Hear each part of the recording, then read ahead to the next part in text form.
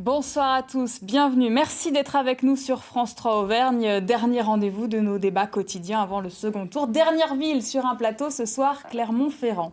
À l'issue du premier tour, le 15 mars dernier, il en restait 4. Et puis 3 mois après, 3 mois ô combien inédits entre la crise sanitaire, le confinement, le déconfinement. Eh bien, 3 mois après, donc, il n'en reste plus que 3. 3 candidats avec nous ce soir pour défendre l'intérêt des Clermontois. Je vous les présente tout de suite par ordre d'arrivée au premier tour. En tête, le 15 mars dernier, Olivier Bianchi, maire sortant, membre du Parti socialiste, 38,1% des voix avec la liste Naturellement Clermont. À l'heure actuelle, président de la métropole Clermont-Auvergne. Deuxième place pour la droite, Jean-Pierre Brenas, 20,7% au premier tour avec la liste Révélé Clermont. Liste qui a fusionné avec celle d'Éric Fédy, La République En Marche, 15,6% au premier tour. Et de tout ça est apparu dans le paysage politique de cette élection la liste Réunis pour vous. Je vous laisse faire les calculs. Et puis, pas d'alliance à gauche. Marianne Maximi se maintient au second tour pour la France Insoumise avec la liste Clermont-Ferrand en commun qui avait enregistré 12,3% des voix le 15 mars dernier. Bonsoir à tous les trois. Bonsoir. Merci d'être avec nous et d'avoir accepté le débat. Premier tour de table, avant d'en venir aux alliances politiques, forcément. On va d'abord s'arrêter un instant sur ces 3 derniers mois. La crise sanitaire est passée par là, elle nous a tous touchés. Qu'a-t-elle révélé? Qu'a-t-elle remis en cause dans vos programmes? Peut-être d'abord, je vais donner la parole à Olivier Bianchi, puisque vous étiez aux manettes pendant cette crise à Clermont. Sur le programme, elle a finalement nous a obligé assez peu à changer le projet parce que nous avions anticipé les grands problèmes et que l'essentiel des mesures, je pense à la protection de nos ressources, à l'autonomie alimentaire, à la question même de la santé, on avait beaucoup de propositions. Donc, finalement, assez peu. Par contre, je pense qu'aujourd'hui, notamment, nous avons un plan de sauvegarde qui n'avait pas intégré la question des pandémies. Je pense que nous devons, dès la fin de ces élections, travailler à étoffer ce plan de sauvegarde. Ça sera un des enjeux. Pour le reste, honnêtement, on avait à peu près anticipé les grands enjeux. Si c'était à refaire, vous referiez de la même manière? Sur le projet, hein, vous me dites. Oui, sur le projet, je pense qu'il était, pour l'essentiel, complet. Nous avons donné un peu plus de relief à certaines propositions. Voilà ce que nous avons fait suite à la pandémie entre les deux tours. Sur les projets, ont-ils évolué, Marianne Maximi? Plutôt la même réponse. Nous, on avait, depuis le premier tour, un programme qui s'était doté de mesures pour répondre aux urgences sociales, économiques et écologiques. Donc, du coup, la crise sanitaire n'a fait que renforcer ce qu'on avait déjà écrit dans notre programme de Clermont-Ferrand en commun. Le seul changement, c'est peut-être d'avoir repriorisé des choses, notamment la question de la santé, qui était déjà au cœur de notre programme, mais qu'on a vraiment remis en avant sur ce second tour. Ensuite, cette crise, elle nous a surtout renforcé dans nos convictions qu'il fallait réellement changer de logiciel, changer de façon de gérer cette ville et cette métropole pour répondre encore plus aux urgences et avoir des réponses concrètes face à la crise qui vient aussi, parce que la crise sanitaire est peut-être en train d'arriver derrière nous, mais il y a celle qui va arriver face à nous et c'est celle qui va être sociale, économique et qui va être très importante. Jean-Pierre Brenas.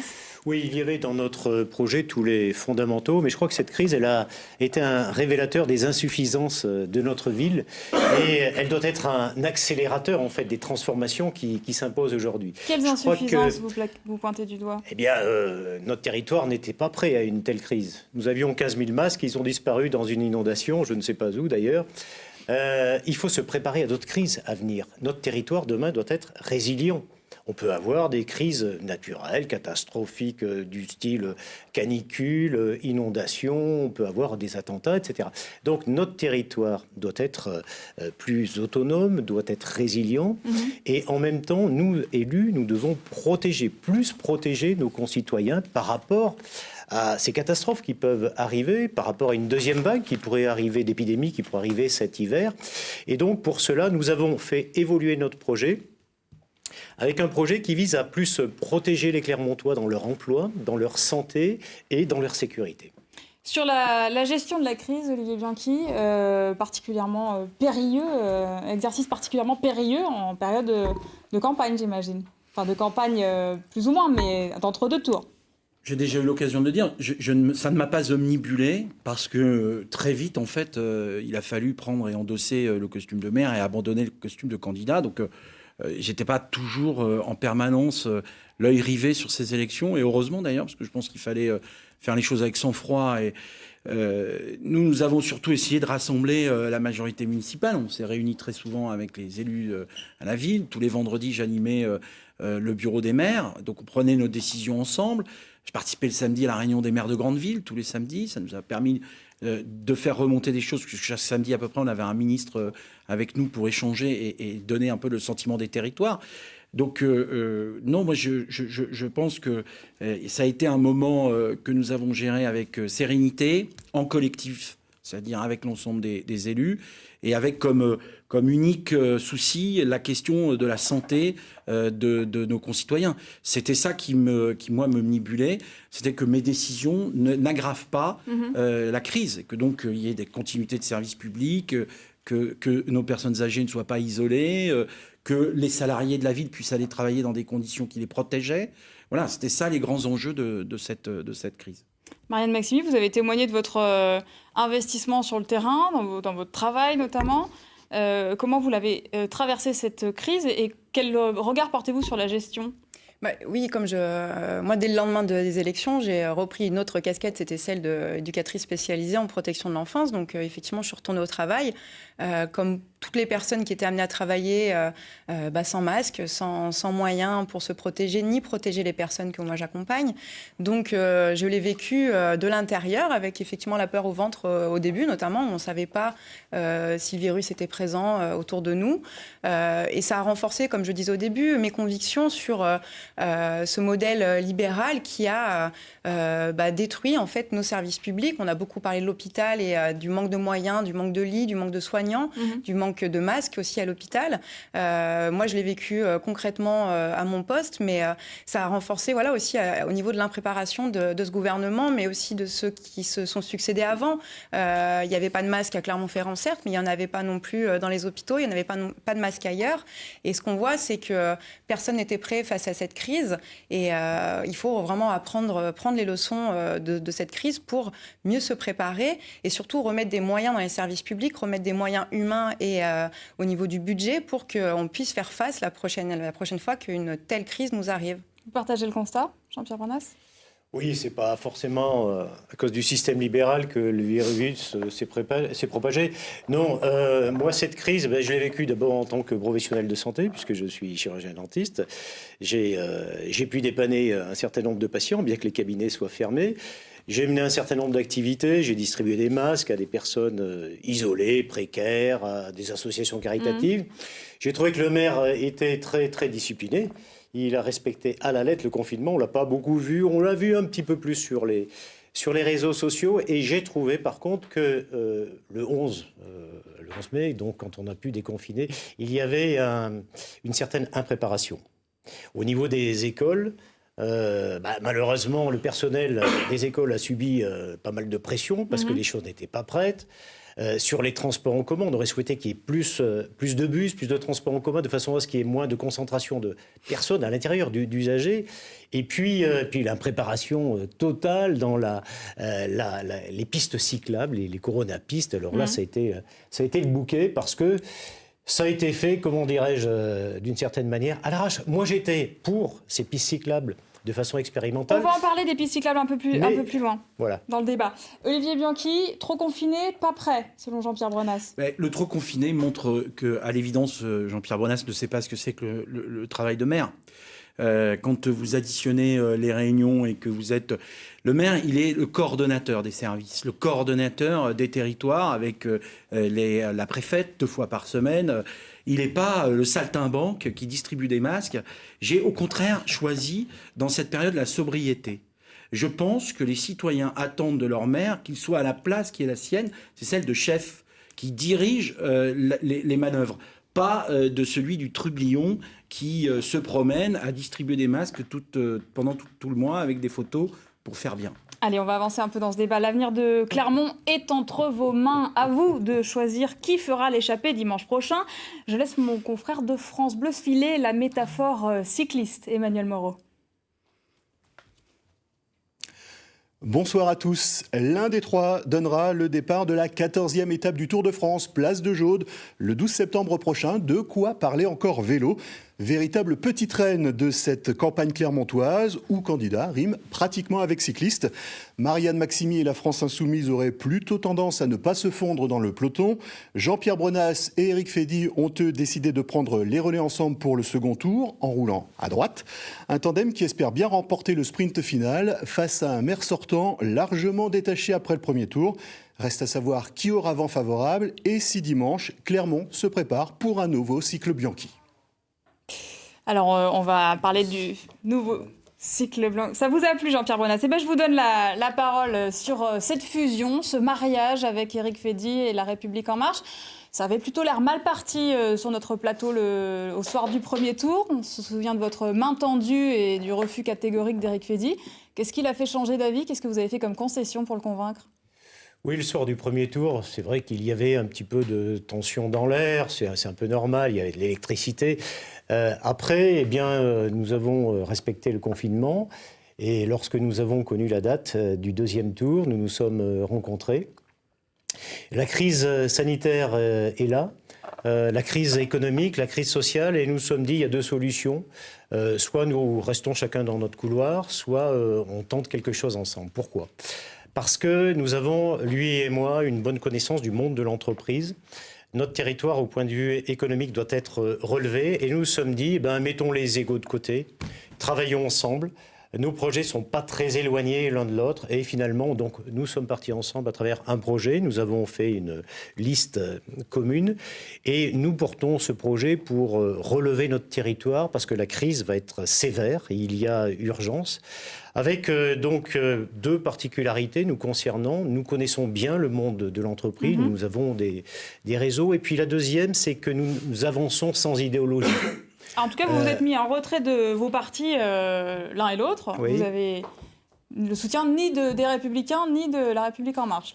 Bien, voilà, c'est une position que nous avons prise. Nous avons privilégié le terrain, le redressement du territoire, l'économie, le social, de façon à ne pas, nous, vous savez, avec Éric Fédy, on ne souhaite pas faire carrière dans nos partis politiques. Nous, ce qui nous intéresse, si nous nous engageons dans la politique, c'est pour œuvrer pour ce territoire. Et c'est la raison pour laquelle, d'ailleurs, personne ne nous parle de nos relations avec nos familles politiques. Nous ne sommes pas fâchés, simplement, personnellement, je suis en retrait de ma famille politique pour ne pas la gêner. Au niveau national, les choses sont très claires. Et ce qui intéresse les Clermontois, au contraire, c'est que le fait que nous soyons mis ensemble, vous êtes intelligents, vous avez bien fait, vous auriez dû faire ça plus tôt d'ailleurs. Et donc finalement, nous avons créé la seule dynamique de cette campagne parce que, en fait, nous avons réussi cette fusion. Là où nos amis à gauche ont échoué. Vous parlez d'une situation très claire, Olivier Bianchi. Au contraire, vous parlez plutôt d'une fusion qui crée de la confusion. Oui, mais en plus, je pense qu'il faut maintenant, à quelques jours d'un vote où il faudra mobiliser les électeurs, ne pas se focaliser sur les péripéties politiciennes. Même si Jean-Pierre Bronas vient devant nous de faire un aveu. Il a dû se retirer de son parti politique car il ne voulait pas gêner. Ce qui veut dire que leur alliance, elle est de fait gênante. Mais elle n'est pas gênante que pour leur appareil politique. Elle est gênante pour les électeurs, notamment ceux de La République En Marche, qui se sont sentis évidemment trahis par cette attitude. Basta. Ce qui est important. C'est un appel aux électeurs de La République En Marche ? Moi, je n'appelle à personne à rien. Je n'appelle personne à rien. Je constate simplement que M. Bronas reconnaît lui-même que c'est gênant qu'il se soit mis en alliance. Ce qui est assez drôle avec Olivier Bianchi, c'est que lui, quand il parle, il discute avec Mme Maximy d'un pacte de gouvernance. Nous, il s'agit de confusion. Il ne comprend pas qu'il est quand même maire grâce aux amis de Mme Maximy. Parce qu'il a discuté, parce qu'il a fusionné. Et ce qu'il ne vous dit pas, c'est qu'il a essayé et qu'il a échoué. Mais on va y venir. Marianne Maximy, Jean-Pierre Bronas se targue d'être la seule dynamique sur ce second tour. La gauche n'a pas réussi, n'a pas fait d'alliance pour le second tour, n'a pas signé de pacte de gouvernance. Pourquoi ? Parce que nous, c'est pas des postes qui nous intéressent, c'est un changement de politique. Donc effectivement, il n'y a pas d'accord de gouvernance comme dont parle Olivier Bianchi. D'ailleurs, il n'y a pas eu de discussion ni de négociation, ça c'est assez faux. On a eu 2 échanges téléphoniques et ça s'est arrêté là.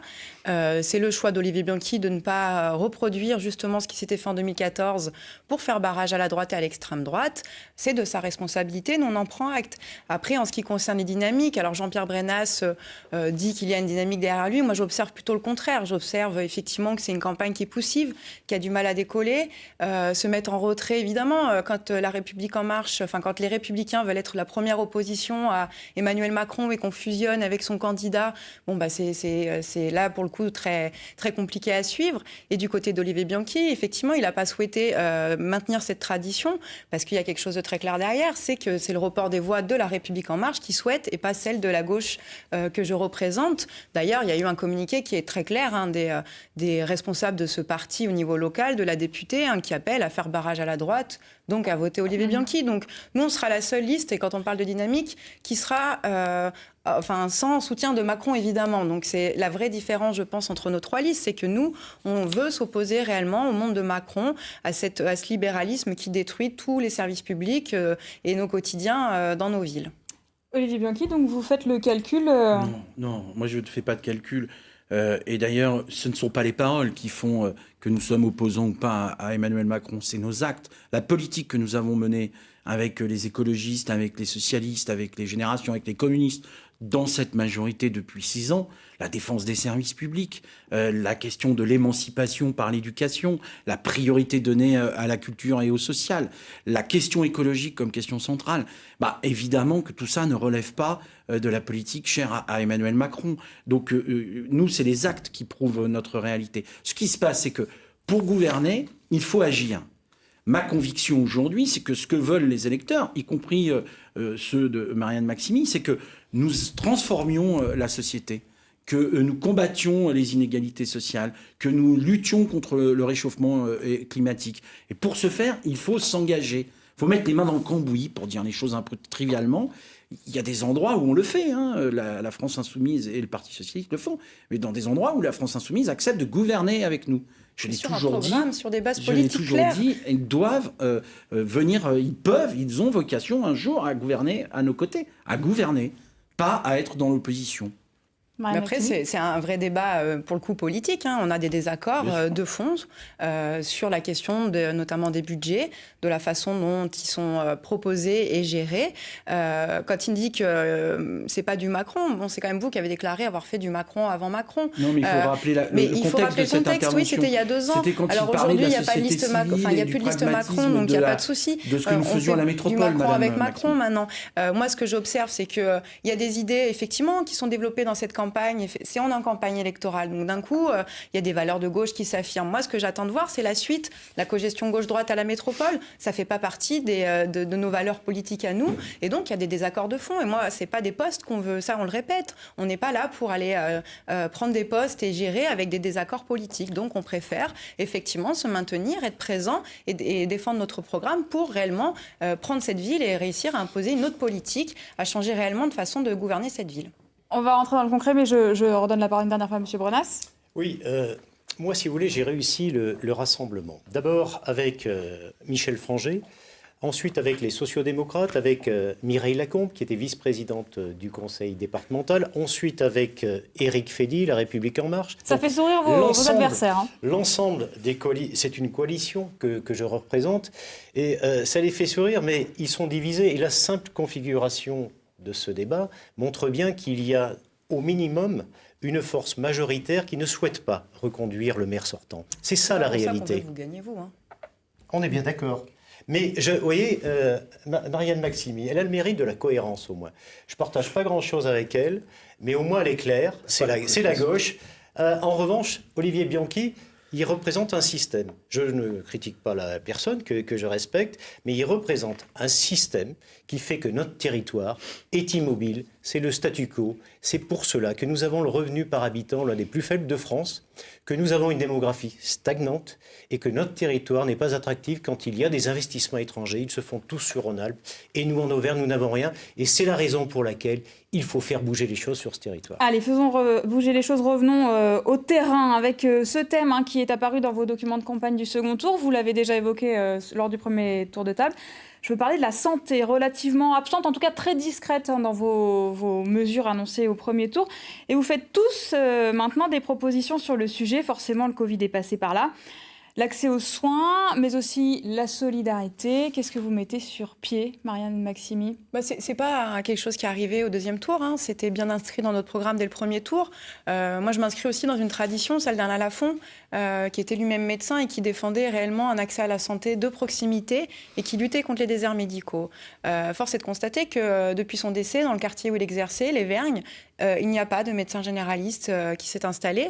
Et il faut réellement, une collectivité est là pour accompagner, proposer et mettre en place là où il manque des médecins. Et nous, on propose des centres de santé municipaux, évidemment, en priorité Auvergne, qui est vraiment l'illustration. Il y a une maison médicale à Croix-de-Néra. Mais allez voir les habitants des Vergnes, c'est pas dans leur quartier, il y a des milliers d'habitants en Auvergne et il n'y a pas de médecin. Je veux dire, dans n'importe quelle ville de moyenne ville en France, il y a au moins un médecin. C'est pas normal que dans un quartier comme celui-ci, les personnes âgées, elles sont pas forcées normalement de se déplacer aussi loin pour aller consulter un médecin généraliste. Donc vous accompagnez des maisons de santé, l'implanter des maisons de santé, effectivement, ça existe dans plein d'endroits, notamment à Paris, dans la grande banlieue parisienne, en Seine-Saint-Denis, et ça a démontré aussi pendant justement la crise du Covid que ces maisons de santé étaient en première ligne en renfort aux hôpitaux publics qui étaient complètement dépassés pour notamment le dépistage des porteurs de coronavirus. Ça veut dire que vous salariez des professionnels de santé. Ce qu'on veut dire, c'est que oui, une maison de santé, c'est comme un dispensaire, par exemple, géré directement par la collectivité, conventionné avec la CPAM et l'ARS, et il faut inciter réellement l'installation. Les centres de santé, c'est différent d'une maison de santé où on met à disposition un bâtiment et on laisse s'organiser les médecins entre eux, ce qui n'est pas suffisant parce que, on le voit, il y a des endroits où c'est difficile de s'installer, où il faut être nombreux pour que ça reste, que ça tienne. Il faut du temps pour aussi mettre en place une vraie pratique au plus près des habitants. Il y a des besoins particuliers et ça, c'est nécessaire, c'est indispensable. On est un endroit, mais il n'y a pas qu'en dans les quartiers populaires. Je veux dire, même en centre-ville, d'avoir accès à un médecin, ça devient compliqué, au gynécologue pour les femmes. Et il y a aussi un aspect santé mentale qui est souvent négligé dans les programmes et qui, pour nous semble très important, c'est l'accès aux soins psychiques, psychologiques, qui manquent énormément. Olivier Bianchi, vous annoncez 2 centres de santé. Oui, d'abord, pendant ce mandat, nous avons fait un contrat local de santé. Ça n'existait pas à Clermont-Ferrand. Je pense que c'était un retard. Nous avons coordonné les choses.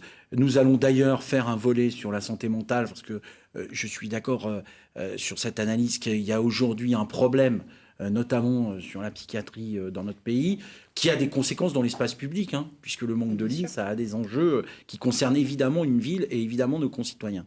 Donc il y aura un volet sur la santé mentale, nous y travaillons. Nous avons aidé à repeupler médicalement les quartiers de la ville. Je pense à Fontaine-du-Bac, je pense à la Gautière.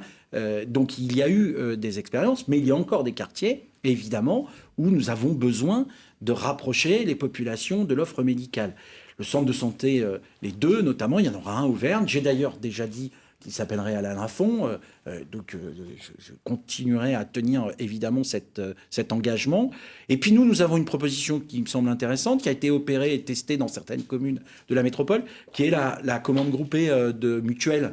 Nous constatons qu'il y a aujourd'hui des gens qui sont éloignés de la mutuelle de santé, donc qui ont des problèmes pour se soigner. Et donc, je voudrais dire, par rapport à certains débats où on n'a pas bien compris, ce n'est pas une mutuelle municipale. C'est une commande groupée à l'échelle métropolitaine, des communes s'y sont mises. Ça nous permet d'avoir des meilleurs tarifs et donc d'être attractifs pour les plus fragiles de nos concitoyens.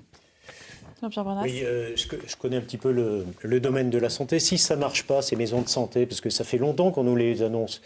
Olivier Bianchi avait promis une maison de santé à Auvergne et puis une autre à la Fontaine-du-Bac. Ça ne marche pas parce qu'il y a une approche idéologique. On veut mettre des centres de santé en salariant les praticiens. Il faut au contraire privilégier des professionnels de santé libéraux, des médicaux, des paramédicaux, médecins, infirmières kinés, chirurgiens dentistes, qui créent une synergie au sein d'une maison, qui se soutiennent, qui soient en relation avec une structure hospitalière, privée ou publique, et puis surtout que l'on garantisse la sécurité de ces lieux, parce que c'est là où ça pêche. Et il faut le dire clairement. Alors, en attendant, parce que ça ne va pas se faire immédiatement début juillet, immédiatement, nous allons mettre en place un cabinet médical mobile qui fera des tournées, Auvergne, Fontaine-du-Bac, dès les premiers jours du mois de juillet. En ce qui concerne l'accès financier aux soins, effectivement, c'est insupportable. Vous avez plus de 20% de la population qui renonce à se faire soigner pour des raisons financières. Mais l'annonce de la mutuelle d'Olivier Bianchi, c'est des effets d'annonce. Ça ne marche pas. Ce qu'il faut, c'est au contraire aider, parce que des mutuelles comme celle-là, elles n'ont pas les moyens de rembourser correctement les frais dentaires, par exemple, ou les frais oculaires, les oreilles, etc. Donc ce qu'il faut, c'est aider ponctuellement les gens à accéder à une mutuelle, une bonne mutuelle de qualité existante ou un groupe privé qui lui donnera des bonnes prestations. C'est aussi soutenir, par exemple, des structures comme le centre Paul Sus, qui est à Saint-Jacques, que la ville de Clermont a toujours refusé de soutenir financièrement.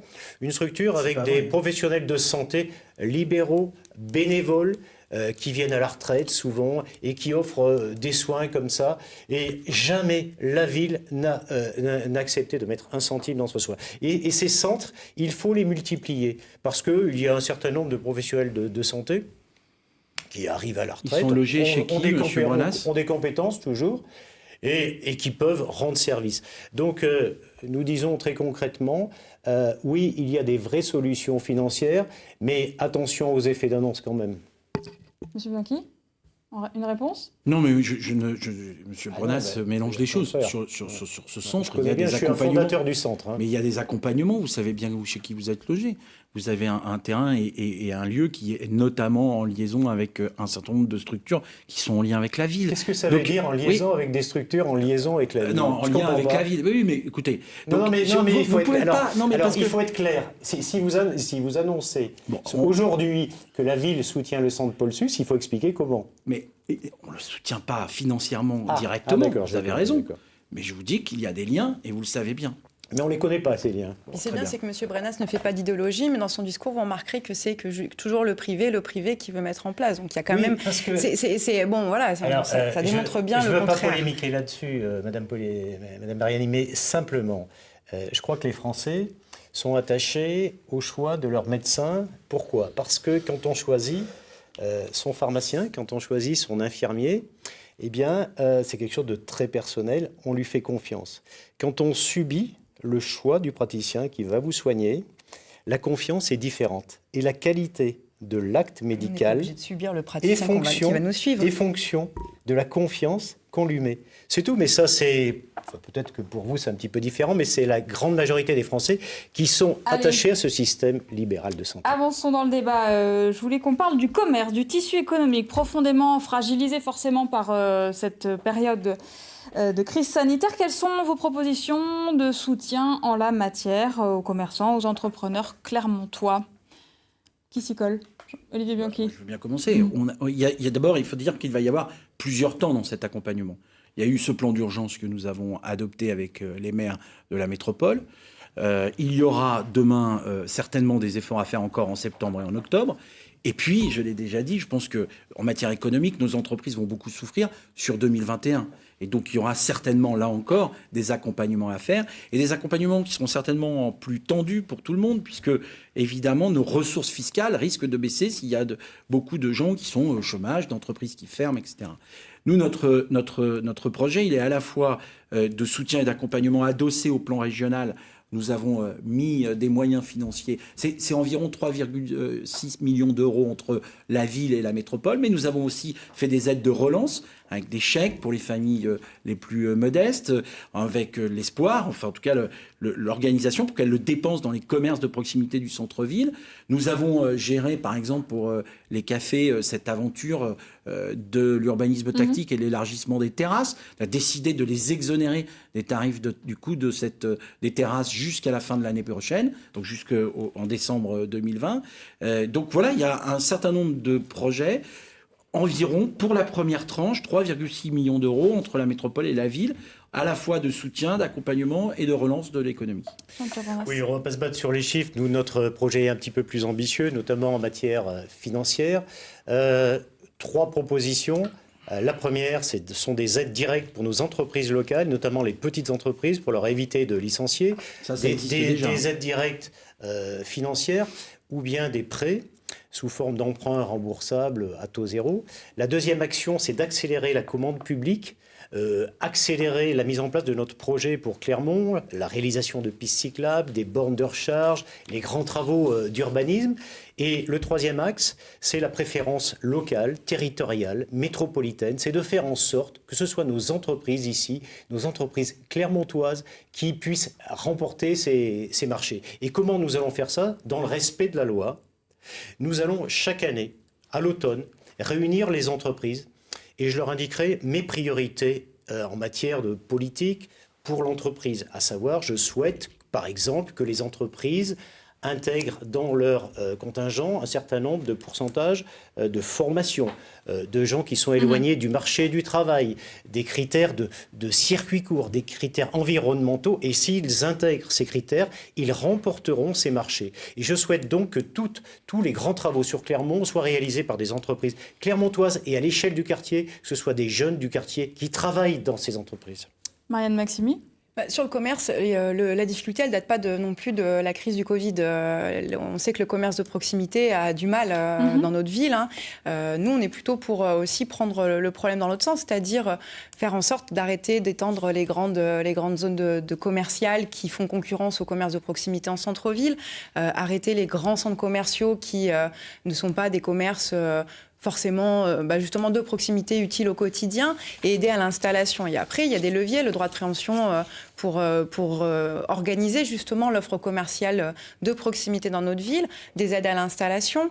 Et par exemple, ce qui s'est accéléré pendant le Covid, c'est des difficultés au niveau des loyers pendant cette période de confinement. On l'a vu d'ailleurs dans la presse, même les bailleurs sociaux ont fait état de nombreux beaux commerciaux qui étaient en difficulté. Donc il y a des leviers aussi au niveau des bailleurs sociaux pour accompagner les commerces les plus en difficulté, avec peut-être des aides sur les loyers, des exonérations à mettre en place, parce que c'est un problème qui est plus global, qui vient de aussi la façon dont on conçoit, la façon dont on se déplace en ville.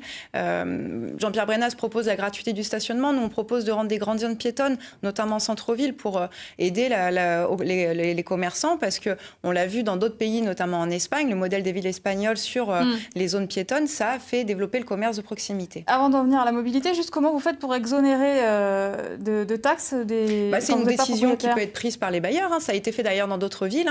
Il y a des bailleurs sociaux qui ont décidé, par exemple, d'aider les dettes de loyer de certains, que ce soit des locataires privés ou des commerçants. Ça a été fait en banlieue parisienne. Ici, Mais c'est ce que je dis, mais on peut aller encore plus loin. On l'a fait ici à Clermont pendant la crise, bien sûr, évidemment. Pas pour toutes les familles ni tous les commerces. Pour tous ceux qui étaient chez les bailleurs sociaux qui avaient des difficultés ici. Vous parliez de zones piétonnes, de circulation et de vélo, forcément, puisqu'on a vu ces aménagements un peu partout dans la ville pour faciliter le déconfinement et les déplacements à vélo. Est-ce que ces voies ont vocation à être pérennisées ? Je l'ai déjà dit, pour l'une d'entre elles notamment, qui montre aujourd'hui son utilité, elle va évidemment être pérennisée, se dire sécurisée, adaptée réellement, elle ne peut pas être simplement comme ça. L'autre n'a pas vocation à durer, mais plus généralement, les questions des mobilités, c'est une des questions essentielles des prochaines années qui viennent. À la fois pour la problématique de l'environnement et de la pollution, c'est aussi parce que nous avons besoin de transformer le visage de notre métropole, et pour le transformer, rien ne vaut la mobilité. Et donc c'est un plan général, il va falloir revoir la circulation, il va falloir mettre en place de façon plus accélérée le schéma de pistes cyclables, les 364 km qui ont été votés, il y aura 3 millions d'euros qui vont être dépensés dans cette année. Il faut évidemment mettre la ville à zone 30. Il faut des zones piétonnes plus importantes. Il faut les 2 lignes de transport en site propre cadencées à haut niveau de service avec des véhicules propres, hydrogène ou électrique, on verra au moment où il le faudra. C'est l'ensemble de toute cette articulation qui va fabriquer la métropole et qui va résoudre durablement nos problèmes de pollution dans notre ville. Et hier soir, mercredi soir, Vélorussion a encore une fois pointé du doigt le déficit en pistes cyclables à Clermont. on va y aller vraiment. Non, Enfin, non, mais moi, il faut qu'à un moment donné, on soit bien au clair. D'abord, j'ai déjà expliqué pourquoi nous avions du retard. Cette ville n'était pas une ville du vélo pour plein de raisons, certainement liées à sa géographie, à son rapport qu'elle avait aux pneus aussi et à l'automobile. Donc, pour toutes ces raisons, ça n'est pas sa tradition. S'il y a aujourd'hui autant de vélos dans cette ville, c'est en partie sur des mesures qui ont été prises par cette municipalité, par le syndicat mixte des transports. Je pense à ces vélos, je pense à la gratuité de l'abonnement, etc. Depuis 2 ans, nous avons mis en place un schéma des pistes cyclables. Ce schéma des pistes cyclables se construit progressivement. Il y en a 364 km. Il faut mettre 3 millions d'euros par an. Ces 3 millions, il faut les financer. Il faut que les chantiers soient conduits. Et donc, vous verrez qu'en réalité, dans 4 ou 5 ans, on verra le changement de braquet, si je peux filer la métaphore, le changement de braquet de cette politique. Et il n'y a pas que le centre-ville de Clermont-Ferrand. Prenez l'avenue de la République à Pérignane-et-Sarliève, parce que c'est un programme métropolitain. Allez voir la très belle piste cyclable qui traverse l'ensemble du centre-ville de Pérignane. Donc il y a aujourd'hui une construction de pistes cyclables qui permet de non pas rattraper le retard, on ne rattrape jamais le retard, mais en tout cas de se conformer aux besoins des vélos dans la ville. Honneur aux dames, M. Brunas. Je laisse la parole à Marianne Maxime. Non, mais moi j'ai du mal à entendre que le mandat précédent a permis de se mettre, d'avancer sur cette question du vélo. Moi j'ai le souvenir d'un débat en conseil municipal, alors c'était même avant, mais où une élue Europe Écologie Les Verts nous disait, on parlait du pôle d'échange intermodal de la gare, où nous n'avons même pas... dans ce mandat. Non, mais la réponse de cet élu était dans ce mandat quand même, qui était assez extraordinaire. C'était de dire qu'il n'y avait pas de piste cyclable qui passe vers la gare, et nous on le dénonce évidemment parce que c'est un retard là encore, et puis alors que les travaux venaient d'être finis, et qui nous avait répondu, les arbitrages budgétaires nous ont pas été favorables. La prise de conscience sur le vélo... Pas dans ce mandat, hein. Mais je continue bien, mon développement, oui, c'est-à-dire que ce mandat-là n'a rien corrigé du retard qui avait été pris. Si c'est vrai, il y a un schéma qui a été voté, qui n'a jamais été appliqué pour l'instant, alors on nous dit revotez pour nous, il va avancer, et on voit qu'en 2 mois de rattrapage pendant le confinement, les choses s'accélèrent. Alors avec effectivement une piste qui était demandée par toutes les associations de cyclistes de la ville, une autre qui est sortie, on ne sait pas d'où d'ailleurs, qui a eu cette idée, mais qui moi m'interroge, parce que si on voulait démontrer aux gens que quand on fait mal une piste cyclable, ça crée des embouteillages, on ne pouvait pas s'y prendre autrement. Il fallait pas faire cette piste à Lafayette, et j'ai pas envie qu'on décrédibilise le travail qui a été fait par les associations de cyclistes de vélo de cette ville, qu'on fait un travail remarquable, qui d'ailleurs s'appuie là-dessus. Les agents sont obligés de se prendre ce travail, parce que c'est une expertise populaire, associative, qui est indispensable pour construire un schéma cyclable. Mais ce que je vois, c'est que le retard, on nous dit, ça va être mieux dans ce mandat. Bon, on avait 6 ans pour agir quand même. On a agi. Je crois que le débat, il est irréel. Rien n'a été fait. Les pistes cyclables à Clermont, c'est catastrophique. Elles sont extrêmement dangereuses. Avec un nom comme Bianchi, on pourrait s'attendre à autre chose en matière de pistes cyclables quand même. Non, pourquoi ça ne marche pas ? Parce que, alors, je vais pas être méchant. Ça, c'est plutôt de l'humour intelligent. Toutes les villes... C'est plus fin que quand vous faites allusion à mon physique. Celle-ci, je la trouve drôle. Toutes les villes en France... Toutes les grandes villes modernes se sont mises au vélo. Enfin, il y a des pistes cyclables sécurisées partout. À Clermont, vous voyez ce qu'on a fait pendant cette période de déconfinement. Bon, des pistes à la légère. En fait, on a créé tout simplement des embouteillages et plus de pollution. Qu'est-ce qu'il faut faire ? Il faut accélérer la réalisation de pistes cyclables, mais il faut accompagner ça. Tout le monde n'a pas la chance d'habiter en ville et d'avoir son vélo. En fait, les automobilistes à Clermont qui ne roulent pas à vélo sont souvent des pendulaires, c'est-à-dire des gens qui habitent l'extérieur, Beaumont, Serrat, Pont-du-Château, qui viennent avec leur voiture travailler dans des commerces, dans des services. Et l'idée, pour nous, ce qui compte, c'est de mettre en place des parkings relais et d'offrir la possibilité de laisser sa voiture et de prendre un vélo gratuitement pour rentrer dans la ville. Et à ce moment-là, il y aura moins de voitures sur la voie automobile et plus de vélos sur les pistes cyclables. Et puis il y a une chose que je réclame depuis 6 ans. Moi, ça fait des années que je roule à vélo à Clermont, mais pourquoi les cyclistes ne peuvent pas rouler sur les voies de sites propres ? Dans toutes les villes en France, les cyclistes peuvent les emprunter, ces voies. On pourrait le faire, ça c'est quand même quelque chose d'extrêmement simple. Vous le ferez, vous ?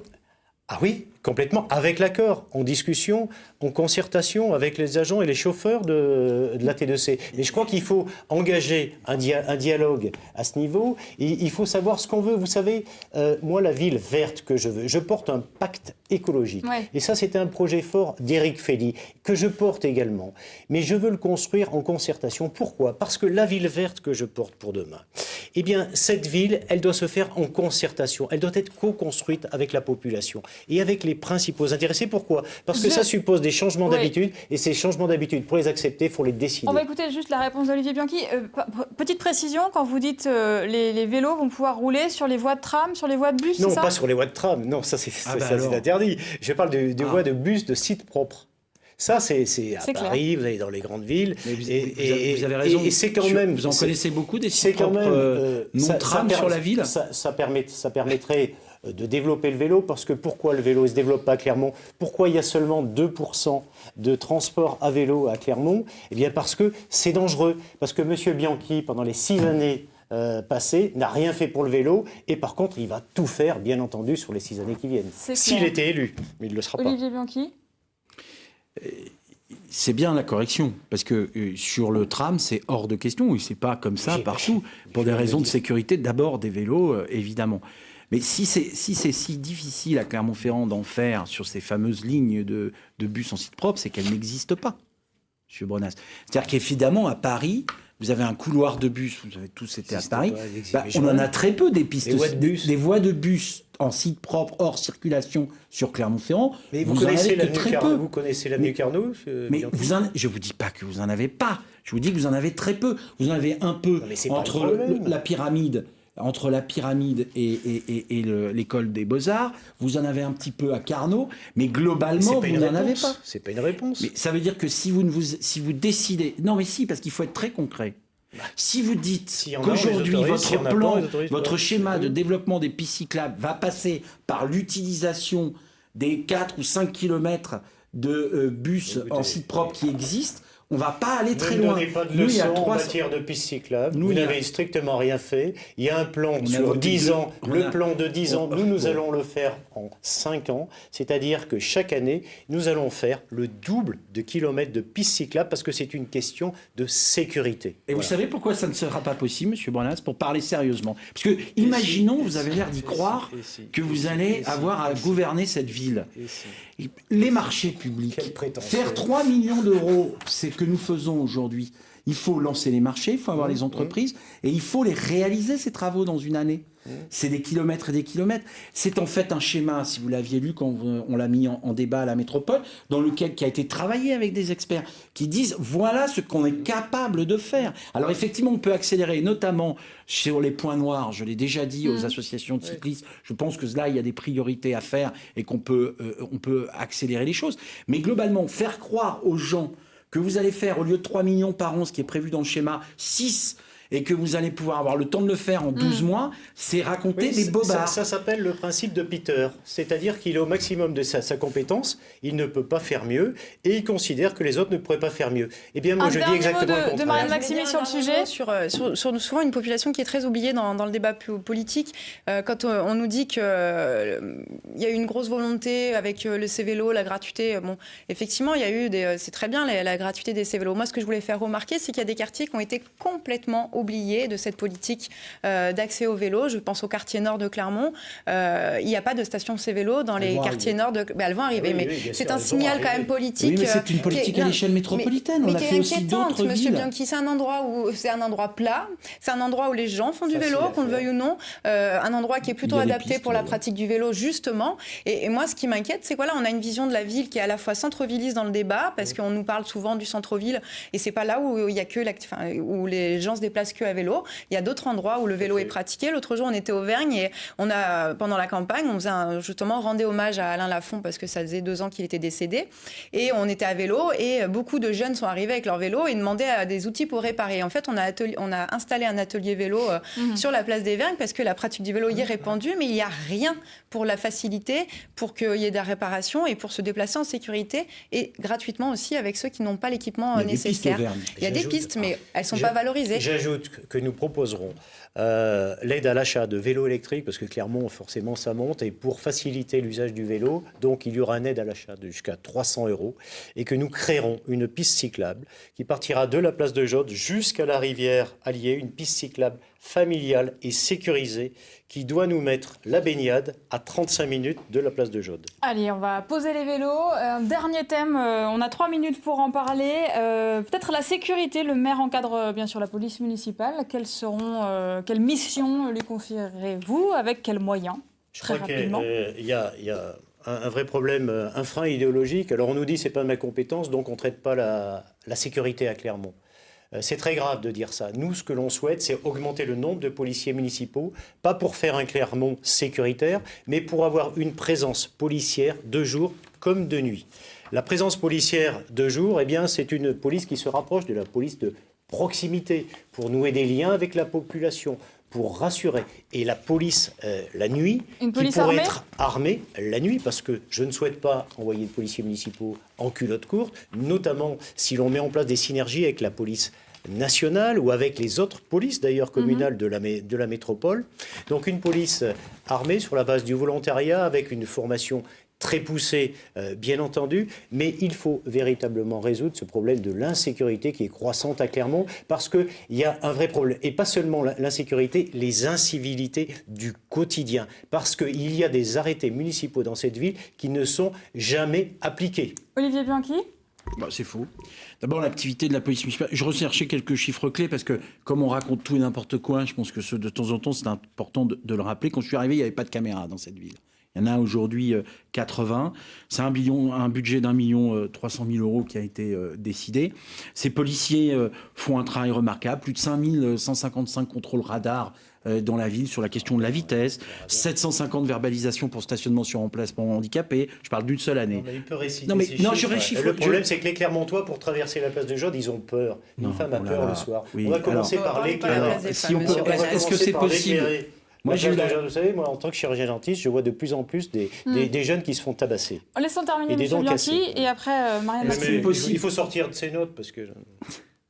C'est vrai qu'en général, je lis souvent mes notes. Mais là, je voudrais mettre un peu de rationalité là où vous mettez, non pas de l'idéologie... Vous êtes prisonnier de votre idéologie. On ne peut pas parler avec M. Bornas. C'est ça la difficulté avec ce monsieur, c'est que quand il est en peine, il vous coupe. Marianne Maximi, M. Bornas a l'air de... Non, je vais terminer. Nous, la question de la police, si vous acceptez, M. Bornas, de ne pas m'interrompre. La question de la police municipale, c'est un vrai sujet.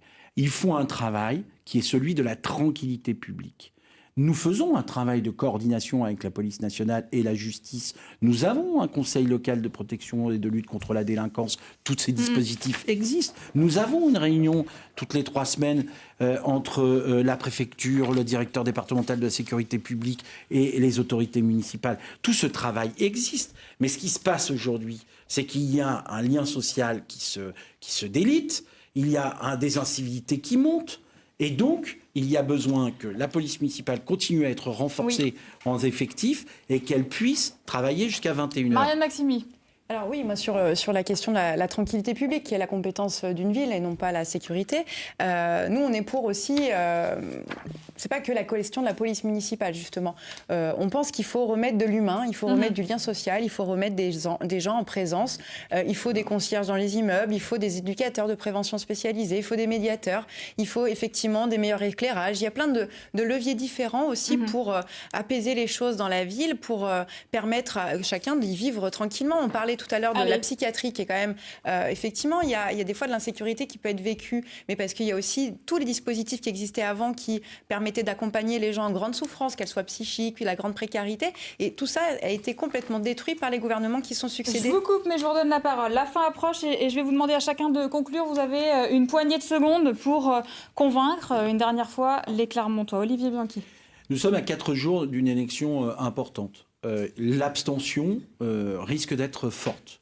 Les gens sont inquiets. Moi, je veux d'abord les rassurer. Vous pouvez voter dans des bonnes conditions. Puis aussi, ils se disent au fond, est-ce que, au regard de mon avenir, de mon emploi que je peux perdre, de la rentrée scolaire de mes enfants, est-ce que c'est si important d'aller choisir? La personne que vous allez choisir, l'homme ou la femme, va diriger cette ville pour 6 ans. Elle va devoir affronter les enjeux qui viennent devant nous. La droite libérale veut prendre le contrôle de cette ville. Et je pense que seule une municipalité de gauche, écologique, sociale et démocratique mobilisée peut les empêcher de détruire l'histoire de cette ville et de ses valeurs. Jean-Pierre Brenas. C'est fini. Je crois que dimanche, les électrices et les électeurs auront le choix entre les sortants qui symbolisent un certain immobilisme sans être méchant, c'est le statu quo dans cette ville. Et moi, ce que je crois, c'est qu'il faut changer l'image de Clermont-Ferrand. Il faut faire de Clermont un territoire vert, territoire d'avenir, attirer des investisseurs, redynamiser le tissu économique pour être socialement plus généreux et notamment envers les plus faibles et les plus défavorisés d'entre nous. Marianne Maximy.